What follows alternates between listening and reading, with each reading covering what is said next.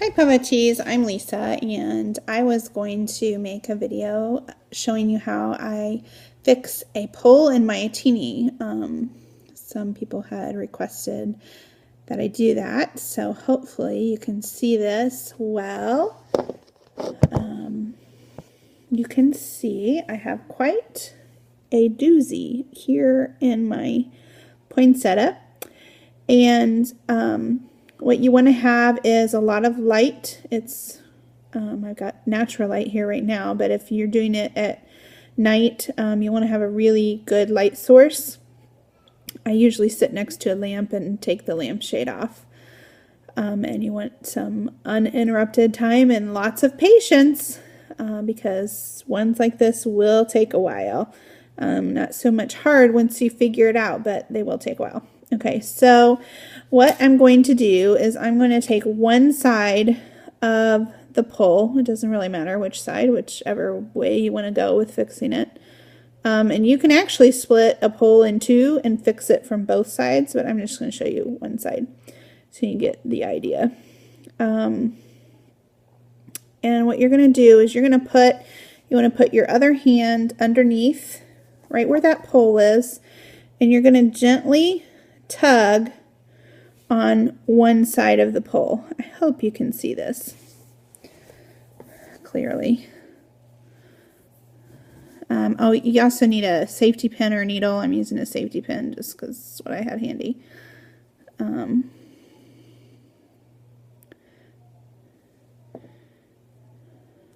Okay, so I'm going to get one side of it. You can barely see that. And I'm going to put my finger under here, and I'm going to pull on this very gently. And what should happen is you should be able to feel tension underneath with these fingers. And that'll help you find the thread upstream. Although I don't know how else to say that.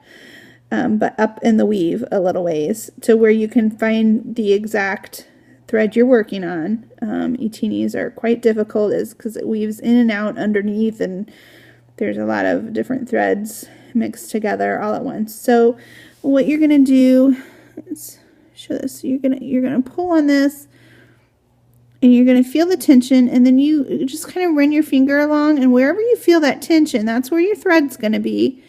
And you kind of just want to look real close in your weave and look for movement. You want to find the thread that's being pulled tighter. So it'll be pulled tighter into the weave, or it'll move. Now I want to just try. Hopefully I can show you where that is in this one. I'm not sure if you can see it very clearly, unfortunately. It's kind of hard to see, but I've put my thumb, the thread is right here. Can you see how that kind of goes into the weave a little bit? Looks tighter, and if I pull on my, you don't want to pull too hard because you don't want to break that thread, but you can see the thread moving further up in the weave. So now I'm going to just stick my safety pin or needle in there. Just be careful you're not hooking any other threads. And I'm just going to gently pull. Now you can see,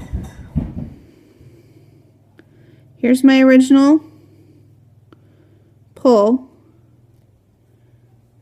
And hopefully you can see it move. See it move?